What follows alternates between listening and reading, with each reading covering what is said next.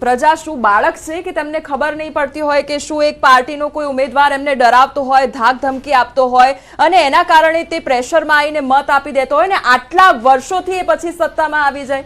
નહીં, પ્રજા ખૂબ હોશિયાર છે. પ્રજા બાળક છે એવું કેવું એ ભૂલ ગણાય. જી, પ્રજા હોશિયાર છે, પણ બ્લેકમેલિંગ થાય.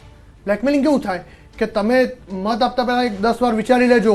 અહીંયા ધારાસભ્યને હજુ 3 વર્ષ બાકી છે, 3 વર્ષ સુધી ધારાસભ્ય અમારો જ રહેશે. ગુજરાત સરકારની ગ્રાન્ટ તમારે જોઈતી હોય તો અમારા ધારાસભ્યને મત આપજો. જો અહીંયા ભૂલથી કોંગ્રેસનો જીત્યો તો એને ગ્રાન્ટ નહીં મળે, પૈસા નહીં મળે, વિકાસ નહીં થાય. આ ખુલ્લેઆમ તમે ગામડે ગામડે ફરો એટલે તમે દરેક ચોરે ને ચોટે ભારતીય જનતા પાર્ટીનો કાર્યકર્તા બ્લેકમેલ કરતો દેખાશે. પારુલબેન અહીંયા છે જ અને કંઈક કહેવા માંગે છે અને સીધો આક્ષેપ એ છે કે બ્લેકમેલિંગ કરીને મત માંગવામાં આવતા હોય છે. કપિલભાઈને મારે કહેવું છે, ભાઈ તમે એનો મતલબ કે સીધે સીધા પ્રજાને મૂર્ખ કહી રહ્યા છો. હા, કહી રહ્યા છો. ના ભાઈ, કારણ કે આનો મતલબ તો એ જ થાય ને. ના, આનો મતલબ એ જ થાય. પ્રજા સમજે છે કપિલભાઈ, પ્રજા સમજે છે, જોઈ રહી છે. નહીંતર આજે કોંગ્રેસના સુપડા સાપ ના થયા હોત. મેં એમનું તો કહ્યું ને, હું પણ એનું ખંડન કરું છું ને અમારા નેતાઓ પણ. એક વ્યક્તિના લીધે તમે આખી ભારતીય જનતા પાર્ટીના વિશે ખરાબ કહી શકો? કેવી રીતે કહી શકો? આખી ભારતીય જનતા પાર્ટીની પાર્ટીની વિચારધારા એ આખી અલગ ચાલે છે. તમારી તો કોંગ્રેસની કોઈ વિચારધારા જ નથી. અને તમે વાત કરો કે ભાઈ કે પૈસાથી તમે ખરીદી લો છો, તો તમારી એવી કેવી વિચારધારા કે અમે લોકો પૈસાથી ખરીદી લઈએ ને તમે વેચાઈ પણ જાઓ? અમે તો ક્યારે ખરીદતા નથી. અને તાકાત હોય ને, અમારી તાકાત હોય ને ભાઈ, તો અમારા ભારતીય જનતા પાર્ટીના કોઈ પણ કાર્યકર્તાને ખરીદીને બતાવો. કારણ કે અમે વિચારધારા સાથે બેઠેલા છીએ. ખોટી વાત, ઢગલો પૈસાની વાત નથી. તમારા રાહુલ ગાંધી જોડે તો સૌથી વધારેમાં વધારે પૈસા છે ભાઈ, એની વાત નથી કરતા. કોની પાસે? અમારી પાસે કોઈ પૈસા નથી. પણ અમે અહીંયા આપણી વિચારધારાની લડાઈથી અમે લડીએ છીએ. અને એના માટે ખરીદીને બતાવો કે અમે ભાજપના કોઈ પણ કાર્યકર્તાને તમે પૈસાથી ખરીદીને બતાવો. કોઈ નહીં ખરીદાય. પણ તમારી એવી કેવી કોંગ્રેસની તમારી વિચારધારા કે લોકો વેચાઈ જાય, એ તમે જ કહો છો. તમને શરમ આવી જોઈએ. પણ અહીંયા સીધો સવાલ કપિલભાઈનો એ છે કે કાર્યવાહી શા માટે ના થઈ? હમણાં 101 લોકોને સસ્પેન્ડ કરવામાં આવ્યા છે. એમનો પણ તમે જોયા નથી? જે પણ જ્યાં પણ કાર્યવાહી દરેક જગ્યાએ થાય છે, સતીશ નિશાળિયાના ઉપર પણ થશે ભાઈ. જો દરેક જગ્યા ઉપર કાર્યવાહી થાય છે. 150 ના નામ તો હું તમને આપી નહીં શકું. દરેક જ્યાં એમને ખોટું કાર્ય કર્યું છે, કોઈ પણ જગ્યાએ, જેમ તમે સતીશભાઈની વાત કરી, એમને પણ આવું થશે. જો અમે કેવું ખોટું પૈસાની વાત સવાલ એ છે કે અહીંયા ધમકીની એક તો વાત થઈ રહી છે, બીજી કે તમે નામોની વાત કરી રહ્યા છો કે લગભગ 150 જેટલા લોકો છે, એમાંથી કેટલાય લોકો ઉપર કાર્યવાહી થઈ છે. તો અહીંયા સવાલ કદાચ એમના મનમાં પણ હશે અને અમારા મનમાં પણ એ જ છે કે ચલો 150 ઉપર કાર્યવાહી થઈ છે, તો કદાચ તમને એક નામ તો યાદ હશે કે કોના ઉપર કાર્યવાહી થઈ છે અને કોના ઉપર ઠોસ પગલાં ભરવામાં આવ્યા છે. અને બીજું કે ચૂંટણી પતી જાય પછી આખી કાર્યવાહી કરવામાં આવે તો એ કેટલું ભાઈ અમને કહે છે. એક જ મિનિટ, કપિલભાઈ, તમે લોકો એફઆઈઆર કરવા નથી જઈ શકતા? તમને કોઈ રોક્યા છે? ચૂંટણી પંચ નથી, હાઈકોર્ટ નથી, કેમ? તમારે જવું નથી. ખોટી વાત, તમારે જવું નથી. ખોટા આક્ષેપો કરવા છે. સત્ય હોય નહીં સરકાર એવું નથી હોતું ભાઈ. લોકશાહી છે, દરેકનો અવાજ સાંભળવામાં આવે છે ભાઈ. આવું જોતું ને તો 30 વર્ષથી ભારતીય જનતા પાર્ટીની સરકાર અહીંયા ના હોતી. જો અમારું ચાલતું આવું ના હોય ભાઈ. ના, એવું નથી. તમે આપણે ચર્ચાને આગળ વધારીએ. બિપિનભાઈ, આપને સવાલ કરવા માંગીશ કે અહીંયા 24-25 ના વર્ષ માટેની પૂરક પત્રક અંદાજપત્રક રજૂ થશે. પહેલી બેઠક સરકારી વિધેયક અને સરકારી. બિપિનભાઈ, તમને સવાલ છે કે ભાજપ એવું કહે છે કે અમે કેડર બેઝડ પાર્ટી છીએ, માર્ગદર્શન પણ આપવામાં આવે છે, અલગથી એક સેશન ગોઠવવામાં આવે છે કાર્યકર્તાઓને, નેતાઓને ટ્રેન કરવા માટે. તો આ પ્રકારના જ્યારે નિવેદન આવે ત્યારે મતદારોના મનમાં શું ભાવના જાગતી હશે કે તેઓ શું અનુભવતા હશે?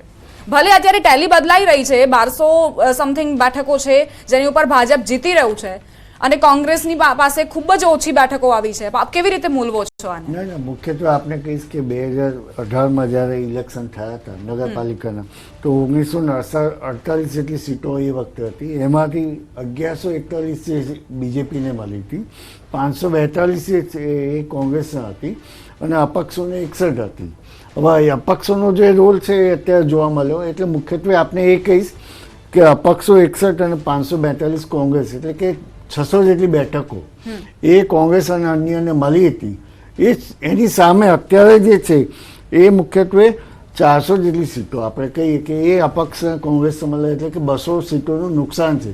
એનો મુખ્યત્વે આપણે એવું થાય કે ભાઈ જે ઉમેદવારો જે કોંગ્રેસને જે છે કે આપણે એક ઉદાહરણ લઈએ કે રાજુલા જે છે એ કોંગ્રેસ પાસે હતી, પરંતુ હાલમાં જે છે તમામે તમામ વોર્ડ બેઠકો એ બીજેપી પાસે હતી. એટલે કે લોકોનો વ્યૂ એમને જે છે 5-7 વર્ષ સુધી જે શાસન કર્યું અને ત્યાં લોકોના પ્રશ્નો જે છે પરિપૂર્ણ ના થયા હોય, કાં એમને કામગીરી કરવામાં જે પણ ઉણપ આવી હોય એના કારણે એમને બદલાવ આવ્યો, રાજકીય બદલાવ આવ્યો. એ આપણે ગુજરાતી પ્રજા દર વખતે કરે છે અને આ વખતે પણ જોવા મળ્યું.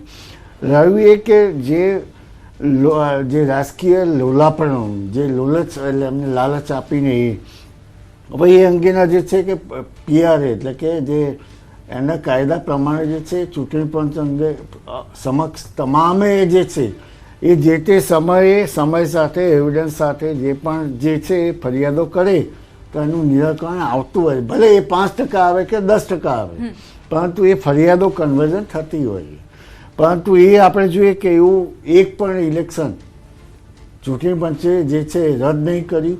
અને બીજું જ્યાં જ્યાં રીકાઉન્ટિંગની જે છે એ પ્રોસેસની માંગણી કરી ત્યાં પણ એમને જે છે આપણે રિઝલ્ટો જે છે સાણંદમાં મુખ્ય તો કહીશ કે કોંગ્રેસના ત્રણ જે છે રિઝલ્ટો કન્વર્ટ થયા.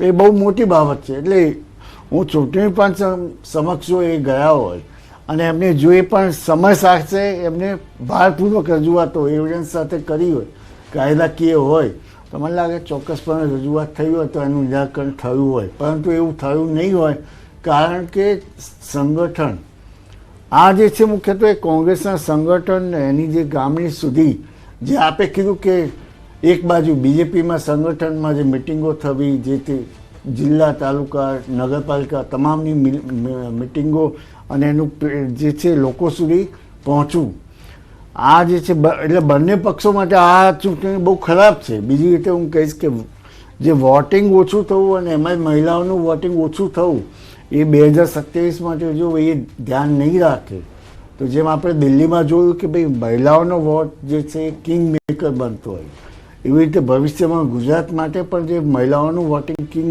મેકર બનશે. અને જો ધ્યાન નહીં આપે તો બંને પક્ષોએ એનું જે છે એ 2027માં જોવાનું રહેશે. પરંતુ હાલમાં જોઈએ તો શાસક પક્ષ માટે એમને જે પણ એટલે કામો કર્યા છે એના કારણે જ લોકો જે છે વોટિંગ કરીને એમને છૂટ્યા છે. એટલે એના બાબતે બીજું કંઈ આપણે અત્યારે તો જે અહીંયા જે જનતાનો એટલે વોટર્સનો મિજાજ જ આપણે જોવાનો રહે. એટલે એ કોંગ્રેસે જે છે સ્વીકારવું રહ્યું, એમને મનોમંથન કરવું રહ્યું. જી બિપિનભાઈ, સ્થાનિક સ્વરાજની ચૂંટણી એ લોકશાહીની તાલીમ શાળા ગણવામાં આવતી હોય છે અને મુખ્ય મુદ્દાઓ આમાં જોડાયેલા હોય છે. અહીંયા આ વખતે ઘણી બધી લાલચ આપવામાં આવી. એક તો આપણે મકાનની વાત કરી, બીજી એવી પણ ઘટનાઓ સામે આવી કે જ્યાં દારૂનું વેચાણ કરવામાં આવ્યું, દારૂ લોકોને આપવામાં આવ્યો.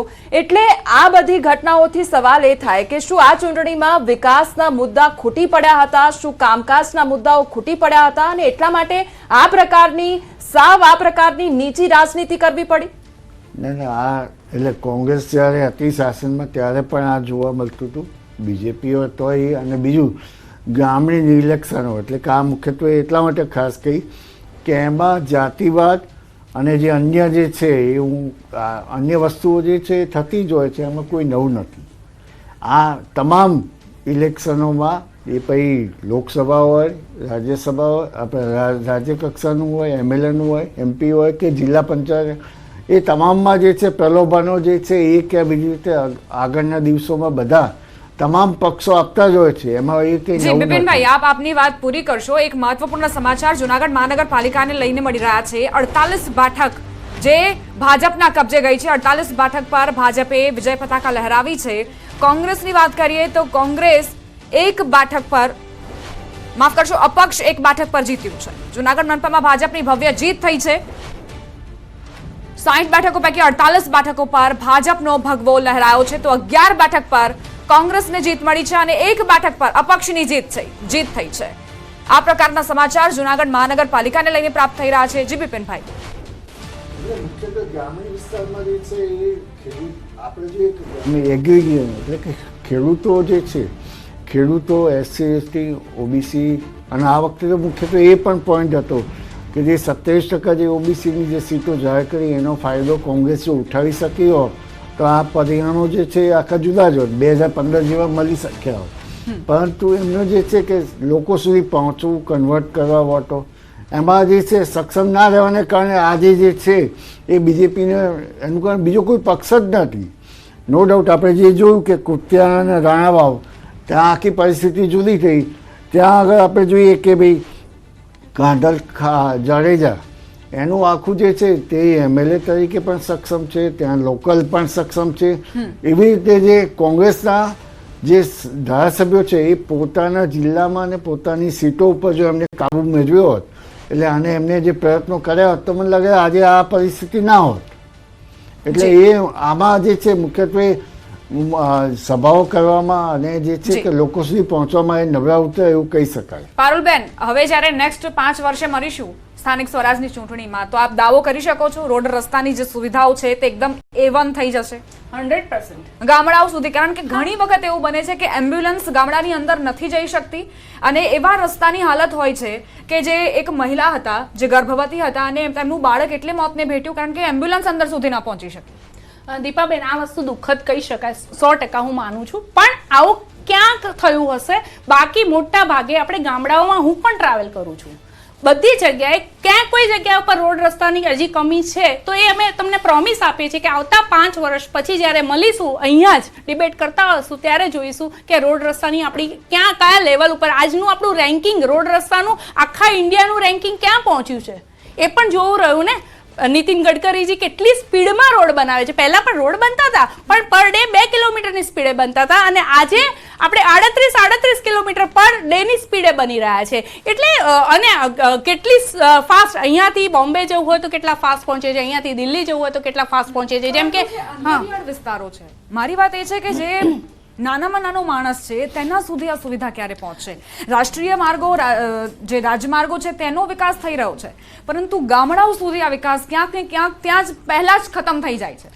દીપાબેન, અહીંયા હું એક વસ્તુ ક્લિયર કરીશ. કારણ કે જો મને સૌરાષ્ટ્રમાં ગામડાઓમાં એટલું મારે જવાનું નથી થતું, પણ હું ઉત્તર ગુજરાતની છું તો ઉત્તર ગુજરાતના દરેક ગામડાઓમાં હું ફરું છું. તો ઉત્તર ગુજરાતના દરેક ગામડા, દરેક એક રોડ હોય ને તો 6 ગામમાં કનેક્ટ કરતો હોય. પાછું એવું નહીં કે ત્યાંથી પાછા આવવાનું, ત્યાંથી જ તમે આગળ નીકળી શકો છો. અને એ રોડ એવા કે તમને એક ખાડો પણ જોવા ના મળે. આ મારો પોતાનો એક્સપિરિયન્સ છે. એટલે આપણે જે કીધું એ વાત સાચી છે કે આદિવાસી વિસ્તારોના જે અંદરના જે અંતરિયાળ વિસ્તારો છે ત્યાં આગળ બીજેપીએ પ્રાયોરિટી આપવાની થાય, એ સ્વીકારવાનું રહે કે ભાઈ આવનારા. અને જો આદિવાસી સમાજ માટે કેટલા બધા યોજનાઓ લાવે છે. એમને રોડની વાત કરી. એટલે રોડ પણ થઈ જ રહ્યા છે. પ્રાથમિક સુવિધાઓ છે, પ્રાથમિક સુવિધા દીપાબેન, જો પ્રાથમિક સુવિધાની વાત કરીએ ને તો વીજળી 96% દરેક ગામમાં પહોંચી છે. પહેલા 8 કલાક જ વીજળી આવતી હતી અને કહેવત હતી, કહેતા હતા, અપીલ કરતા હતા લોકો કે ભાઈ વાળું ટાઈમે વીજળી આપી દો ને એટલે રાતના ડિનર ટાઈમે તો બહુ થઈ ગયું, શાંતિથી અમે જમી શકીએ. આ લેવલ હતું. આજે 8 કલાકની 12 કલાક 24 કલાક આપણને વીજળી મળે છે અને ક્યાંક જો વીજળી જાય તો આપણને પ્રોબ્લેમ થાય. હવે એ તો કેવું છે કે ગામડામાં કદાચ થોડી જતી હશે, બાકી શહેરમાં તો ક્યારે આપણને વીજળી જવાનો એટલે હવે ડબલ એન્જિનની જગ્યાએ ટ્રિપલ એન્જિન થયું. વોટિંગ તમને શહેરી વિસ્તારોમાં મળે છે અને ગામડાઓની વાત આજે ક્યાંક હજુ અસંતોષ, ક્યાંક હજી અસંતોષ નહીં, પણ કેવું છે કે ભાઈ આપણે એવું ના કહી શકીએ અસંતોષ છે, પણ દરેકની એક ડિમાન્ડ હોય. કોની પાસે ડિમાન્ડ હોય તો જે કામ કરતું હોય એની પાસે અપેક્ષા થાય, જે કામ જ નથી કરતું એની પાસે અપેક્ષા થવાની જ નથી. હવે જે ડબલ એન્જિનની જગ્યાએ ટ્રિપલ એન્જિન સરકાર આવવાની છે. તો એ જે છે કે તમારી માટે તો મોકળું મેદાન છે કામ કરવાનું. તો અને અમારા ગામડાઓ સુધી વિકાસ પહોંચે. દીપાબેન, તમે જોયું હશે કે ભાઈ અમારા ભારતીય જનતા પાર્ટીના કાર્યકર, કરોડો કાર્યકર છે, આખી વર્લ્ડની સૌથી મોટામાં મોટી પાર્ટી છે, અને કરોડો કાર્યકર્તાઓ રેગ્યુલર બેઝિસ 365 દિવસ 24/7 ગ્રાઉન્ડ લેવલ ઉપર કામ કરતા હોય છે. એ તાકાત છે કોંગ્રેસના કાર્યકર્તાઓ કરીને બતાવે. અમે તડકાઓમાં ફરતા હોઈએ છીએ અને ડોર ટુ ડોર જઈએ છીએ, ડોર ટુ ડોર યોજનાઓ લઈને જઈએ છીએ, અમારા રથ ફરતા હોય છે. એટલે એ તાકાત છે અને એના જ કારણે અમે લોકો વોટ દિલથી માંગીએ છીએ અને હકથી માંગીએ છીએ અને હકથી લોકો અમને વોટ આપે છે. આ છે અમારું ભારતીય જનતા પાર્ટીનું સંગઠનનું નેટવર્ક. માઇક્રો મેનેજમેન્ટ જો કોઈએ કર્યું હોય ને તો અમારા માનનીય પ્રદેશ પ્રમુખ CR પાટીલ સાહેબ, જે કેન્દ્રીય મંત્રી છે, એમને માઇક્રો લેવલે મેનેજમેન્ટ કર્યું છે અને એક બૂથ લેવલ પેજ પ્રમુખ સુધી બનાવેલા છે. અને પેજ પ્રમુખ ખાલી બનાવવા ખાતર નથી, એ દરેક પેજ પ્રમુખની અંદર જે યાદી હોય ને એના સુધી લોકો પહોંચે છે. એ મહત્વનું છે અને આજે એનું રિઝલ્ટ જ આજે જે દેખાય છે ને